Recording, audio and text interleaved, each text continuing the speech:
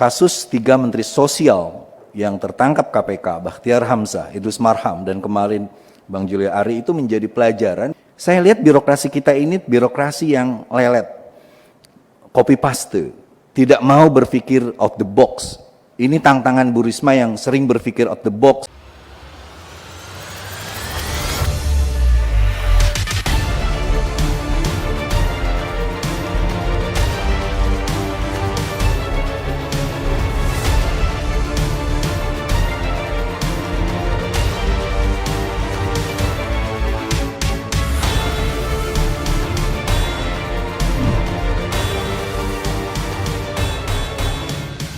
Warahmatullahi wabarakatuh. Salam sejahtera bagi kita semua.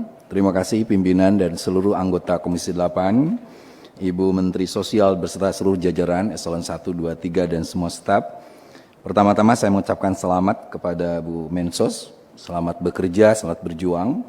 Dan yang kedua, terima kasih kunjungannya ke lokasi bencana di Cimanggung, Sumedang. Respon yang begitu cepat dan tentu saya sebagai perwakilan dari Dapil Subang Sumedang Majalengka beserta Pak Jepri, juga Bu Ice, serta Pak Jadi Hasan ucapan terima kasih.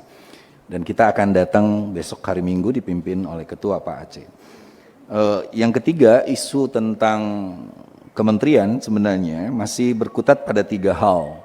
Satu, reformasi birokrasi, yang kedua validasi data, dan yang ketiga adalah koordinasi dan komunikasi.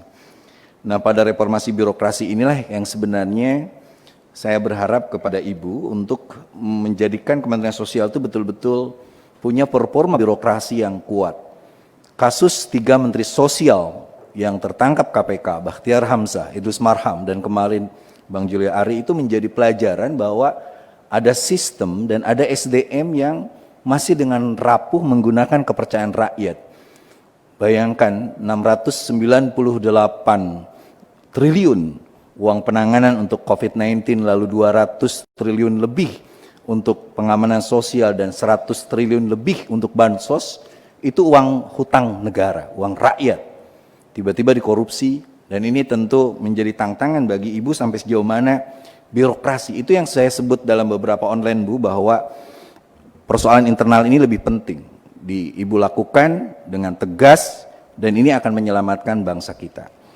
Nah, yang menarik adalah usulan tadi, ada 2 catatan penting yang saya tangkap dari ide-ide besar Bu Risma. Satu, soal melibatkan lebih banyak komponen termasuk kampus. Saya mengistilahkannya, kalau Ibu berkenan, ada yang disebut dengan multiversitas. Bagaimana Kementerian Sosial bisa menemukan sosok-sosok, komunitas-komunitas, kampus-kampus yang di dalamnya akan bisa mengatasi validasi data, termasuk juga mendapatkan informasi di data-data yang memang tidak terdata. Saya lihat birokrasi kita ini birokrasi yang lelet, copy paste, tidak mau berpikir out the box. Ini tantangan Bu Risma yang sering berpikir out the box, sering membuat loncatan-loncatan. Saya masih ingat dengan Pak Aceh, saya bertemu Presiden, 3 jam kita ngobrol bahwa COVID-19 ini sebenarnya adalah momentum kita memperbaiki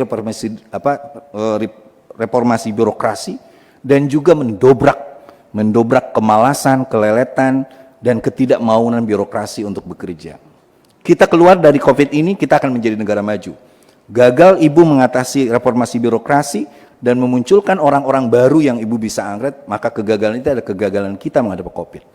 Nah, multiversitas itu saya rasa Kementerian Sosial sudah memunculkan pahlawan, tapi sebenarnya ada pahlawan-pahlawan yang mereka sudah bekerja, misalnya mengatasi COVID, misalnya para petugas PKH di bawah, misalnya para penyuluh-penyuluh, itu hebat-hebat Bu. Saya minta Ibu perhatian kepada mereka, termasuk usulan Bu Lisda tadi, soal penguatan SDM-nya. Nah, yang terakhir, yang menarik lagi dari usulan Ibu, dan ini sekali lagi out the box, soal Balai Diklat. Saya setuju. Kita tahu bahwa negara maju itu sama dengan kita, SDM-nya, cara berpikirnya, pendidikannya. Yang membuat mereka maju adalah pemanfaatan aset dan penguatan sistem. Nah, saya berharap Bu, kalau Balai Diklat yang Ibu katakan tadi betul-betul bisa dioptimalkan.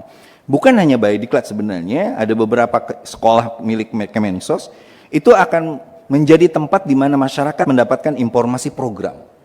Yang kedua, masyarakat boleh memberikan masukan data baru. Karena kadang-kadang ada data yang dipakai 5 tahun, 3 tahun ke belakang di mana orangnya sudah tidak miskin tapi masih kebagian. Sementara ada orang miskin baru nggak kebagian.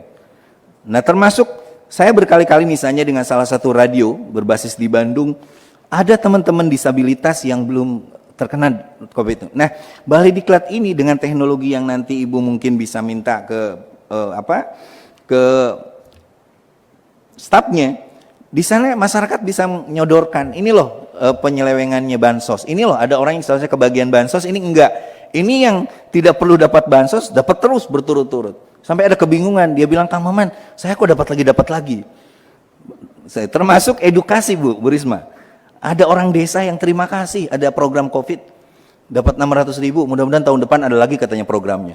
Bayangkan orang nggak paham bahayanya COVID dan gembira gara-gara dapat 600.000. Nah, Balai Diklat ini pun menjadi tempat di mana, sekali lagi, di mana kita bisa memberikan masukan. Tidak perlu nunggu, oh ini nggak ada catatannya, oh ini nggak ada daftarnya. Tapi kita harus terus mampu merespon masyarakat. Saya akan sangat mendukung Ibu dengan pola yang out the box, tidak linear, tidak begitu-begitu aja, tetapi tolong perhatikan reformasi ke dalam dan libatkan banyak orang untuk kepala desa. Terakhir, saya sebagai anggota kajian MPR juga membahas tentang desa, dan salah satu yang terpenting adalah menjadikan desa menjadi garda terdepan pada public service. Nah ini sebenarnya terutama desa-desa terluar, desa-desa terpencil dan sebagainya, masyarakat adat ini tolong menjadi perhatian di samping teman-teman disabilitas.